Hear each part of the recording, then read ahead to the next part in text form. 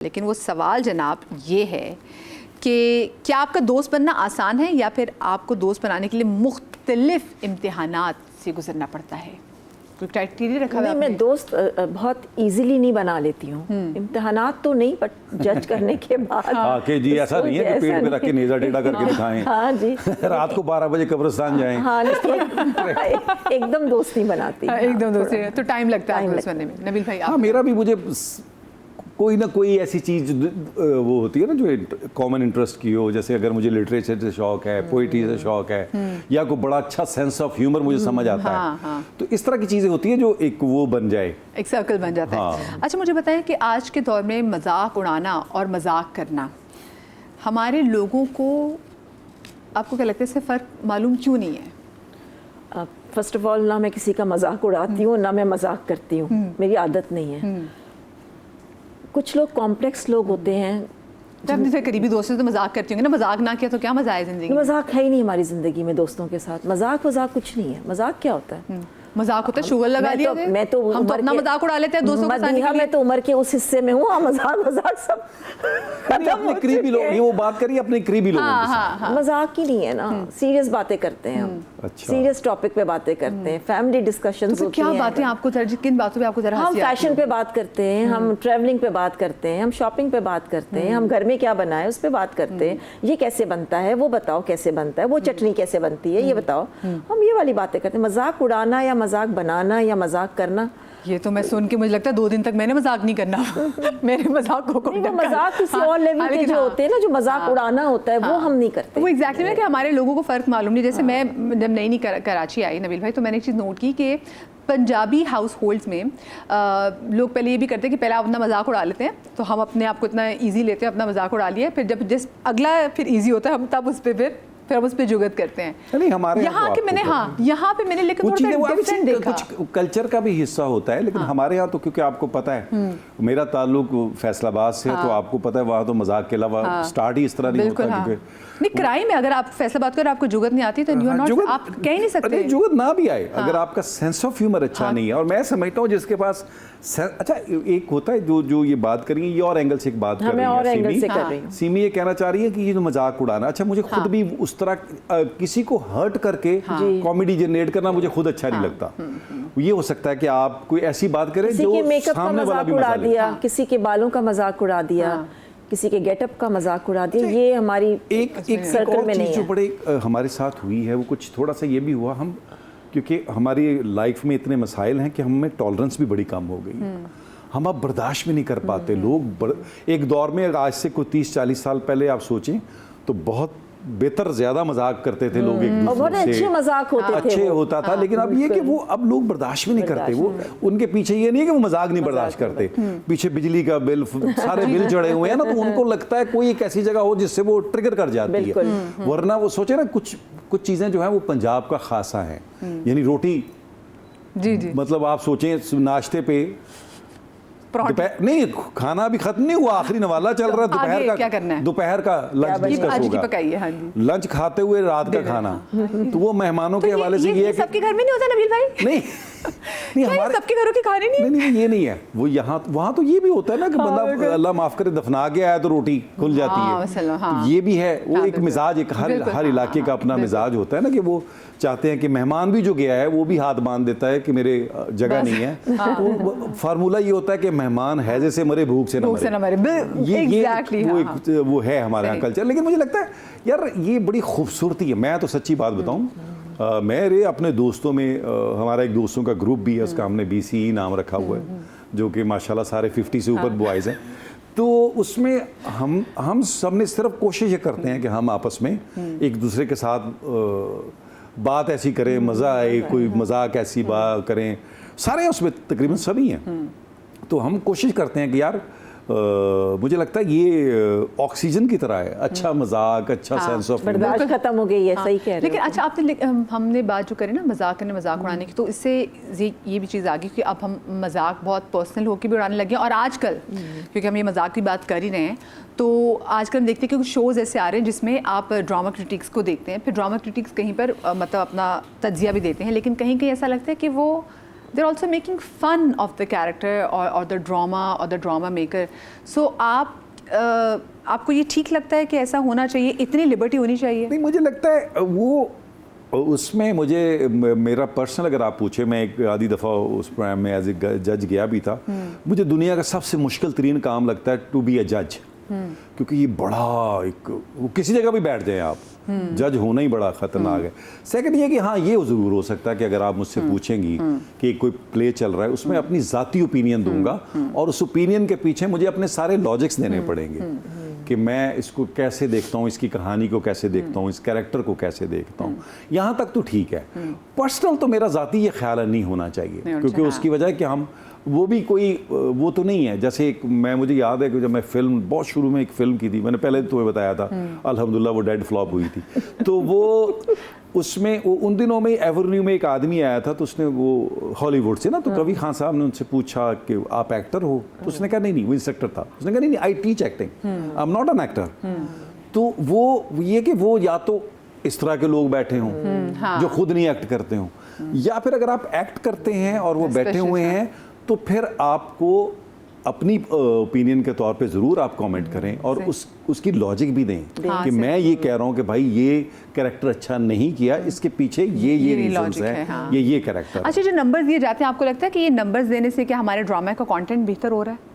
देखो, मैंने इतना डिटेल में प्रोग्राम्स देखे नहीं है, तो इसके बारे में मैं कुछ ज़्यादा कह नहीं सकती। लेकिन वैसे अगर ड्रामास को जज किया जाए, ड्रामास को नंबर दिया जाए, तो आपको लगता है कि ये उनके पर्सनल नहीं हो सकता है मदिया, लेकिन ये उनकी पर्सनल है ना यार। आप ये मुझसे तुम पूछोगी तो मैं अपना पर्सनल दूंगा ना, मैं तो कोई अथॉरिटी तो उस तरह नहीं हो सकता। या तो मैं बताऊं ना, 4 इंस्ट्रक्टर आपने बिठाए हुए हैं, वो एक्टिंग को जज कर रहे हैं, या कोई एकेडमी से लोग लिए हुए हैं, वो तो समझ भी आता है। आप senior as a senior actor बैठे हुए हैं या कोई इस तरह बैठे हुए हैं, तो फिर आप यकीनन आप मुझसे तो ये मैं तो यही कहूँगा कि भाई मैं एज ए नबील अपना कमेंट दे रहा हूँ, उसके पीछे ये लॉजिक्स है और मैं ये समझता हूँ कि इसके 5 नंबर। अच्छा, और नबील भाई, फिर एक्टर्स इसको सीरियस लेते हैं? मुझे बताएं।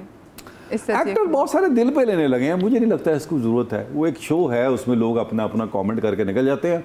वो क्राइटेरिया तो ऐसा नहीं हो सकता ना। सोशल मीडिया पे बहुत कुछ हो रहा है ना, उसमें से एक ये चीज़ भी हो रही है, तो इसको इजी ले। एक डिजिटल दुनिया बन रही है और वो लग रहा था उस वक्त, ये एक्सपेक्ट कर रहे थे कि शायद 12% जाएगा उस पे एडवर्टाइजिंग, और वो पता चला उस साल, मैं 2016-17 की बात कर रहा हूँ, पता चला उस साल 24% निकल गया था। एक तो सस्ती मार्केटिंग, सेकंड फिर अब टीवी और इसमें कितना खतरनाक फर्क क्या है। टीवी आप ऑन करके बैठोगे, आपके पास केबल होगा, ये तो आपने ये किया और आप बस में सफर कर रहे हैं सांगड़, तो रास्ते में जाते हुए आपने देख लिया है कि भाई ये क्या हो रहा है, या आप पहाड़ों में कहीं चक चुमरा या उधर उस तरफ कहीं जा रहे हैं, तो आप सारी चीजें, पूरी दुनिया आपकी फोन में आ गई है, तो अब आप क्या एक्सपेक्ट अच्छा, करें? अब आगे चल के मुझे लगता है डिजिटल वर्ल्ड ही है, डिजिटल वर्ल्ड ही है। छोटी सी ब्रेक के बाद मिलते हैं, कहीं मजा आइएगा।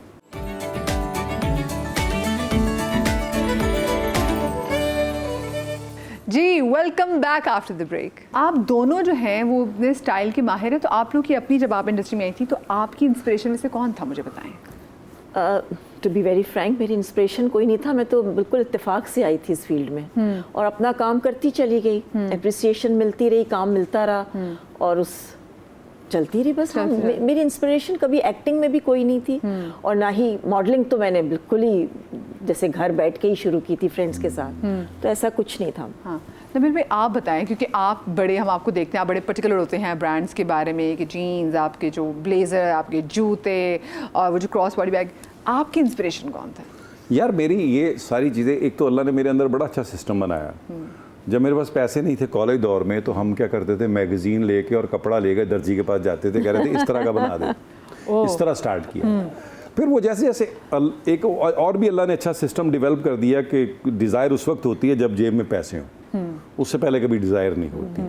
सेकंड ये कि मैं इंस्पायर किससे था, इंस्पायर यार बीइंग एन एक्टर, जब मैंने सोचा कि यार मुझे एक्टिंग करनी है, तो फिर मुझे याद है मेरे दोस्तों ने मुझे कहा यार एक लिस्ट बनाओ, उसमें pretty women, centre for women और इस तरह की, इधर नसीरुद्दीन शाह और ये लोग, इनकी 8 मूवीज़, इजाज़त तो फलाना, तो फिल मुसाफिर, तो फलाना, ये सारी एक लिस्ट बना के उसने कहा ये परफॉर्मेंस देखना शुरू करो। लिटरेचर का मुझे शौक था, लिटरेचर तो मैं पढ़ता था, यानी मैंने 89 में मैंने राजा गिद्ध पढ़ी थी, सोचो ना, ग्रेजुएशन के बाद सफरदर सर अशफाक साहब की, बाकी सारे मुफ्ती साहब, मुफ्तियान ने उनकी, और ये वो सारी, वो मुझे अपना शौक था, वो एक आपके अंदर ही होता है लिटरेचर का शौक, पोइट्री से मुझे शौक था पढ़ने की हद तक। तो वो, और बाकी फिर ये बाकी एक्टर्स में बहुत मेरे रहे, जिन्हें अगर हॉलीवुड में मैं देखता हूँ तो मुझे लगता है अल पचीनो एक दौर में, अभी भी खैर मेरा वो फेवरेट है, देन नसीरुद्दीन शाह थे, फिर कमला हसन थे, और ये इस तरह के लोग थे जो इंस्पायर करते थे स्क्रीन पे। बाकी स्टार्स तो स्टार वो तो एक ही होता है, रूटीन में देख रहा होता है।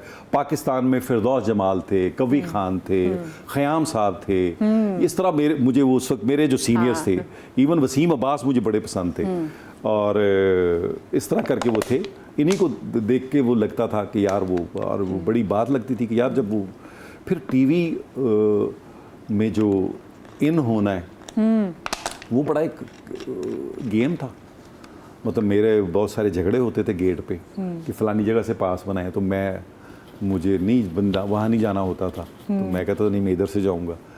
तो वो बहुत अरसा मैंने इसलिए कहा, मेरी लेट किया, मैं थिएटर करता रहता था। मुझे याद है, अल्लाह गरीक रहमत करे, एक टीवी के डायरेक्टर मुझे थिएटर पे मिले, अब्दुल अजीज़ साहब। तो उन्होंने मुझे बोला, यार तू इतना माशाल्लाह देखने में ठीक है, तो तू टीवी क्यों नहीं करता? मैंने कहा मैं 2-4 दफ़ा गया हूँ वहाँ, अजीब वो लोग। उन्होंने कहा यार तू पंजाबी प्ले करेगा? मैंने कहा कर लूँगा। 25 वर्ष का एक डॉक्टर है, यंग डॉक्टर, अभी MBBS करके निकला है, उसका रोल है, और वो गाँव में जाना चाहता है, बाप नहीं चाहता ये जाए कि बड़े पैसे लगाए, उसने पढ़ाया है उसको, तो ऐसा कैरेक्टर है। मैं करोगे? मैंने कहा हाँ, कल आ जाओ, स्क्रिप्ट ले लो। मैं अगले दिन गया, मैंने कहा यार वो गेट, उन्होंने कहा नहीं गेट पे तुम्हारा नाम होगा, तुम्हें कोई टेंशन नहीं होगी। मैं गया गेट पे, नाम था, मैं लेकर अंदर चला गया। और आपने थोड़ी देर उसको रुक के देखा नहीं? एक दफ़ा नुसरत ठाकुर साहब का प्ले था, वो जब MD आ जाते थे तो वो प्रॉब्लम करते थे, मेरी उन्होंने गाड़ी अंदर नहीं जाने दी। ये धुआं के बाद की बात है। आपने कहा मेरी अच्छा उस वक्त फॉक्सी तो जा चुकी? नहीं वो FX थी। हाँ। तो मैं अंदर जाने लगा, तो उसने कहा नहीं आज अंदर गाड़ी नहीं पार्क होगी। मैंने कहा क्यों? उन्होंने MD साहब आए हूँ। तो मेरी रिकॉर्डिंग थी, अफसाना था, मैं और आरिफा सिद्दीकी थे, आपा। अच्छा, बड़ा खूबसूरत अफसाना है, वो अभी भी पड़ा हुआ है डिजिटल मीडिया पर। मैंने गाड़ी वापस की, मैं वापस आ गया। आगे मैंने फ़ोन, उस वक्त मोबाइल नहीं था, घर का फ़ोन ऑफ किया, मैं सो गया। और वो रिकॉर्डिंग सेट लगा हुआ है। ठाकुर साहब, नुसरत ठाकुर साहब, अल्लाह उनको गरीक रहमत करे, बहुत बड़ा नाम था। अब वो ढूंढते फिर रहे सारे कि यार ये किधर गया। वो एक सलीम पाशा साहब, अल्लाह उनको भी गरीक रहमत करे, तो वो ढूंढते ढांढते मेरे घर पहुँचे। तो पता चला मैं हूँ, तो क्या यार तुम फ़ोन नहीं उठा रहे यार? अच्छा, उनको पता मेरा मिजाज ऐसा नहीं है, मैं तो टाइम का बड़ा पाबंद हूँ, 10-15 मिनट के अलावा। तो उसने कहा यार ठाकुर साहब सेट, आरफा बैठी हुई, सब बैठे हुए। तो मैंने कहा मैं तो आया था, उसने मुझे अंदर नहीं आने दिया, मैं वापस आ गया। अब वो उसने फ़ोन वहीं से, मेरे फ़ोन से टीवी फ़ोन किया, यावर साहब, नसर ठाकुर साहब को कहा। ठाकुर साहब बड़े नाराज़ हुए कि अच्छा नहीं मैं गेट पे आता हूँ तुम्हें लेने। मैं कहा नहीं, मुझे आपसे थोड़ा इज्जत चाहिए, मुझे तो वो गेट वाले को बताएं, अगर उसके पास टीवी नहीं है उसको लेके दें, मेरा प्रॉब्लम नहीं है। मुझे तो वहाँ से रिस्पेक्ट से अंदर आना है। तो वो बड़ा हंगामा हुआ। खैर वो मैं जब अंदर चला, वापस मैं चला गया, और उन्होंने बुला के उसको डांटा वांटा, और मैं वहाँ कोई आधा पौना घंटा मैंने बड़ा पूरी तकरीर की। मैं मोची दरवाजे खड़ा हो गया। मैंने उसके बाद आप लेक्चर में भी खड़े हो सकते हैं। मैंने कहा भाई मैं क्या मांग रहा हूँ, ये बात है। मैंने कहा इस वक्त टीवी में मैं अपने रिस्पेक्ट से अंदर जाना मांग रहा हूँ, पैसा है इसमें बहुत ज़्यादा, तो सर्वाइवल मुश्किल है। और मैं ऑब्वियसली बिल्कुल खड़ा हुआ था, तो सब ने कहा नहीं। उसके बाद बड़े हालात अच्छे रहे। अच्छा, जो अब यंग लड़के लड़कियां जो फील्ड में एंटर हो रहे हैं, तो एक तो उनके पास ऑफ कोर्स सोशल मीडिया की पावर भी है, आप लोग उनको मशवरा क्या देना चाहेंगे कि वो हर चीज़ को सही तरीके से समझदारी से इस्तेमाल करें? क्या देखो, सबसे पहले तो कमिटमेंट पूरी करें अपनी, डेट्स देख के फ्री ना हो जाए। हाँ, उससे क्या होता है कि पूरा आपका स्पेल जो है वो ख़राब हो जाता है। वो कमिटमेंट, मिस कमिटमेंट बहुत सारे लोगों को बहुत बुरी तरह सहनी पड़ती है। हाँ, कभी ऐसा हुआ कि आपका कोई ऐसा कोई टाइम ख़राब हुआ? हाँ, बिल्कुल। और कमिटमेंट में रहें अपनी, और बस डेडिकेशन के साथ काम करें।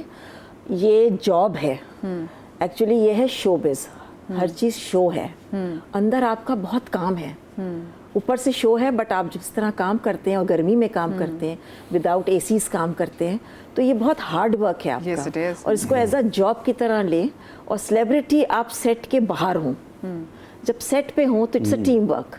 आप भी वही हैं, ये भी वही हैं, मैं भी वही हूँ, स्पॉट बॉय भी वही है, प्रेस वाला भी वही है, मेकअप आर्टिस्ट भी वही है।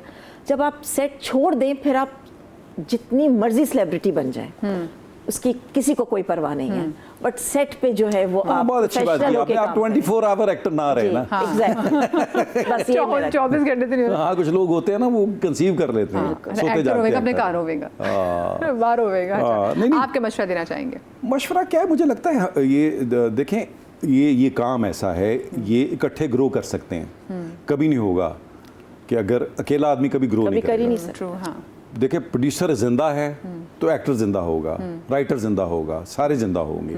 अगर आप प्रोड्यूसर को मारने पे चल पड़े हैं तो आप समझे नीचे पर सबकी डेथ है। तो ये काम ऐसा है, ये कोई किसी पे एहसान नहीं कर रहा होता, ये एक दूसरे के साथ रिस्क जुड़ा हुआ है। और जब तक आप इसको चेन बना के काम नहीं करेंगे आप अच्छा काम नहीं कर सकते और ना ही आप ग्रो कर सकते हैं। तो हमारे यहाँ जो सबसे बड़ा अभी जो मैं लोगों से देखता हूँ बड़े बड़े सुनने में जो आता है वो यही आता है कि लोग मिस कमिटमेंट करते हैं, उनको आइडिया ही नहीं है। मुझे लगता है एक तो प्रोड्यूसर्स को भी चाहिए कि वो ख्याल करें कि यार जो आदमी तंग करता है उसको कास्ट नहीं करें, टीवी बंद नहीं होगा, शो मस्ट गो ऑन। दुनिया में कोई काम, लोग मर जाते हैं, काम रुकता है? कभी भी नहीं रुकता ना। तो फिर मैं तो देखिए, मैं प्रोड्यूसर एसोसिएशन का चेयरमैन भी हूँ अभी, फिलहाल मैं चेयरमैन हूँ प्रोड्यूसर एसोसिएशन का। मैं सबसे कहता हूँ, जब वो कंप्लेन आती है मैं कहता हूँ यार अगर आपको पता चल गया एक आदमी तंग कर रहा है उसको मत कास्ट करें यार, मत कास्ट करें, दोबारा उसको कास्ट करते मुझे हैं। पता है, वैसे आपने भी बता दिया इससे पहले कि शो का मैं खत्म हो, सबसे ज़्यादा प्रोड्यूसर्स को प्रॉब्लम क्या होती है यहाँ? यही वाली प्रॉब्लम है। एक तो चैनल से पैसे लेने की प्रॉब्लम आती है कि वो टाइमली उनके अच्छे नहीं है। सेकंड ये कि एक्टर्स, मैं कहता हूँ, मैं वो जैसे लेबर पेन है ना, इसी तरह की प्रोडक्शन पेन है। इतने सारे लोगों को मैनेज करना, उनकी हर चीज़ मैनेज करना, उसके बाद लोकेशन का अलग मसला, फलानी चीज़ का अलग मसला। यार ये मैं क्योंकि प्रोड्यूसर भी हूँ, एक्टर भी हूँ, डायरेक्टर भी हूँ, मैं तीनों फील्ड में मैं काम करता हूँ, तो मुझे अंदाज़ा है कि कितनी पेन है प्रोड्यूसर की। और फिर उसने ये भी कोशिश करनी है कि लोगों को चीज़ें टाइमली कर दे। तो उसके बावजूद जो है वो अगर पता चलता है प्रोडक्शन की वजह से, मैंने देखा 2-4 दफ़ा कोई ऐसी कोई चीज़ कैंसिल हुई, 99% जो है वो मोस्टली एक्टर्स की वजह से होती है। अब वो अच्छा होते क्या हैं, 11 एक्टर उनमें से एक गया, अब 10 जो चिड़ेंगे ना यार बैठ के कि हमारी डेटें आपने खराब कर दी। और वो प्रोडक्शन का कोई एक आधी दफा कसूर होगा कि लोकेशन इधर उधर हो गई या हो गया, अदरवाइज नॉर्मली एक्टर्स का नहीं होता। नॉर्मली बहुत कम होता है, ज्यादा एक्टर्स का होता है फलाना बगैर बताए निकल गया, फलाना बगैर बताए निकल गया। तो उसको वैसे फाइन नहीं होता फिर आप लोग कुछ? यार लोगों को करना तो चाहिए, जब आपका कॉन्ट्रैक्ट साइन है फिर उसको आप उस तरीके पे करें। लोग डरते हैं यार हमारा काम पूरा हो जाए। जो प्रोटैगनिस्ट है, जो मेन रोल होते हैं वो गायब हो जाते हैं मोस्टली। ये बेचारा मेजर सपोर्ट और सपोर्ट वाला तो बेचारा वैसे ही सर्वाइवल की जंग लड़ रहा है। आप मुस्कुरा रही हैं, बताएं। नहीं, मैं सेकंड कर रही हूँ उसको। ऐसा ही है। तो मुझे लग रहा है लोगों को इस हवाले से, क्योंकि यार ये अब ये कोई छोटी चीज नहीं रही, वो अब प्रॉपर ये इंडस्ट्री बन गई हुई है। आप सोचें एक ड्रामा कितने का बनता है? मेरे ख्याल से करोड़ तो लग जाते हैं, बड़े आराम से 2-3 करोड़ में बनता होगा। 6 से 7 जो 8 बजे का स्लॉट है ना, वो 6 से 8 करोड़ का बन रहा है। ओह माय गॉड, हमारी एक ड्रामा। मैं अभी दीमा का पूछ रही थी, दीमा कैसे थोड़ा सा ज्यादा ही इसका होगा। अब उसे कितना इजी लेके आप चले तो आप तबाह कर देंगे ना, पूरी इंडस्ट्री तबाह कर देंगे ना। माय गॉड, हाँ। तो वो अब आप देखिए ना, लोगों की कितनी बड़ी इन्वेस्टमेंट है, खाली वो इन्वेस्टमेंट नहीं है, लोगों का टाइम इन्वेस्टमेंट है, लोगों की एनर्जी इन्वेस्टमेंट है। Time is everything. अच्छा, आखिरी बता दें, आप टीनेज जो 18 साल की सीमी पाशा है, आप अगर वापस जाएं तो उसको जिंदगी के हवाले से क्या मशवरा देना चाहेंगी? जिंदगी के हवाले से या जिंदगी में जो कमी रह गई उसके हवाले से? हाँ, मैंने अपनी एजुकेशन कंप्लीट नहीं की, तो मैं वो कंप्लीट करना चाहूँगी। हाँ, आप बताएं। अगर आप मेरे पास तो 2.5-3 लाख चीज़ें हैं जो मैं ठीक करना चाहता हूँ, बहुत सारी चीज़ें हैं, लेकिन आपको पता है लेकिन आप पीछे मुड़ के देखते हैं तो वो 18 साल जो नबील खड़ा हुआ है, तो आप उस नबील को एक बात क्या कहना चाहेंगे? यार मैं उसको क्या कहना चाहूँगा, मुझे लगता है बस ठीक है, इसी तरह होना था। हाँ, इसी तरह था। वो बहुत सारी, मैं वही बता रहा हूँ ना कि आप वैसे ख्वाहिश तो ये होती है कि ज़िंदगी ब्लैक बोर्ड की तरह हो और कुछ चीज़ें आदमी उसमें से मिटा दे, लेकिन ऐसा होता नहीं है। मैं बहुत पढ़ना चाहती थी, शादी हो गई, नहीं पढ़ सकी। मेरी माँ नहीं हो चाहती थी मैं सका। डॉक्टर बनूं, हाँ, तो बिल्कुल। मैंने फिर ड्रामे में डॉक्टर बन के दिखा दिया धुआं। अम्मी वैसे तो खुश हुई थी। वो मारे मैंने तो एक्चुअल का बोला था। मैंने कहा देखे मैं किसी में ड्रग, अच्छा उससे अगला मैंने धुएं के बाद मैंने किया था वो एंटी नार्कोटिक्स का, उसमें ड्रग ही भी था। कहते मैंने ये कब कहा था कि बेटा नशा ही बन जाना। कि माँ ने कहा था पायलट बनेंगे तो जहाज बन के फिर रहे।